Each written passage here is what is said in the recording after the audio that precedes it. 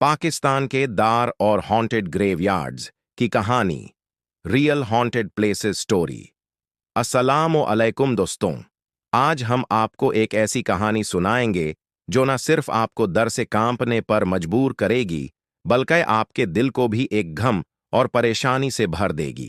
आज हम बात करेंगे पाकिस्तान के सबसे खौफनाक और हॉन्टेड ग्रेवयार्ड्स के बारे में, जहां आज भी लोगों को अजीब व गरीब चीजें देखी गई हैं। लेकिन इस कहानी को सुनने से पहले हम आपको एक छोटा सा डिस्क्लेमर देना चाहते हैं। यह कहानी सिर्फ एंटरटेनमेंट के लिए है और जो भी आप सुनेंगे उसका असल जिंदगी से कोई तल्लुक नहीं है।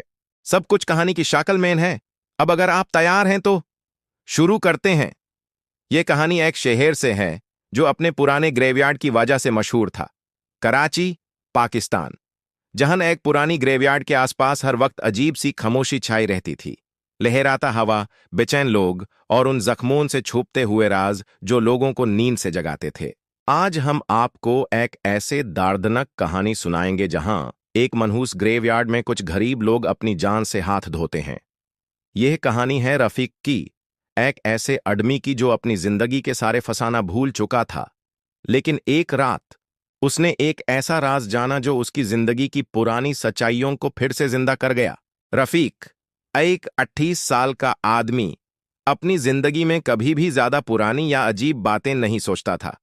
लेकिन एक रात जब वो अपनी चाय पी रहा था, उसने कुछ ऐसा सुना जो उसके दिल को चक्कर में डाल गया। एक आवाज, थक थक थक। रफीक ने सोचा शायद वो कुछ गलत सुन रहा हो, लेकिन फिर दूसरी रात जब वो वापस अपनी चाय पी रहा था, उसने वही आवाज फिर सुनी। अब उसका दिल तेज दहाड़ने लगा। उसने सोचा, क्या ये किसी और का दिमाग है या सच में कुछ है जो मुझसे कह रहा है। रफीक ने सब कुछ डर के मुवाफिक देखा और फिर उसने वही आवाज उसी ग्रेवयार्ड के पास सुनाई। और अब जो कुछ उसने देखा वो उसके लिए एक खौफनाक हकीकत बन गई थी। रफीक ने अपनी सारी हिम्मत झोंकी और एक दिन वो खुद जमीन के नीचे जाने का फैसला किया। उसने वही ग्रेवयार्ड जहां उसने एक खौफनाक आवाज सुनी थी, वहां जाके खुदाई शुरू कर दी। जमीन खोदते हुए उसको एक पुरानी जाली हुई तवीज मिली और जब उसने उस तवीज को उठाया तो उसको एक और नोट मिला। यह तुम्हारा जीवन नहीं है रफीक, तुमने मेरी जगह ले ली है। रफीक का चेहरा सूख गया था। उसने अपनी जिंदगी के बारे में सोचा और फिर अपनी मां से यह सवाल किया, अम्मी, क्या मेरी बचपन की कोई अजीब बात थी? अम्मी की आंखों में आंसू थे और उन्होंने कहा, बेटा, तुम पहले मर चुके थे। तुम्हें एक वेल में डूबा दिया गया था जब तुम 7 साल के थे, लेकिन मौलाना साहब ने दिनों तक दुआ की थी और एक रात तुम वापिस आ गए थे। राफिक को अब समझ में आने लगा था कि उसकी असली जिंदगी किस राज के नीचे छुपी थी।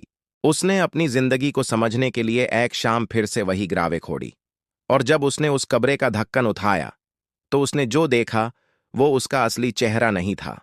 वो एक खौफनाक रूह थी, एक खोया हुआ चेहरा था जो उस कह रहा था, तुमने मेरी जगह ली है, तुमने मेरे रूह को छुपा लिया है।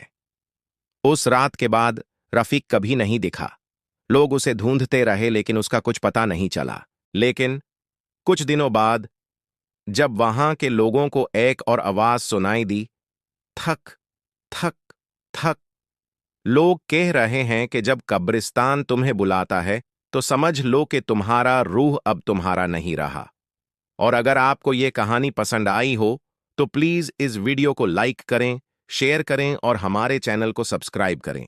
ऐसे ही और डर और रहस्यमय कहानियों के लिए हमारे चैनल को जरूर फॉलो करें और बेल आइकॉन दबाएं ताकि आपको हमारी हर नई वीडियो मिल सके। अगर आपको लगता है कि यह कहानी आपके दोस्तों को पसंद आएगी तो उन्हें भी शेयर करें। याद रखें, जब तक यह कहानी आपके दिल में रहेगी, कब्रिस्तान की आवाज कभी भी वापस आ सकती है। खुद को महफूज रखें और डर से दूर रहें।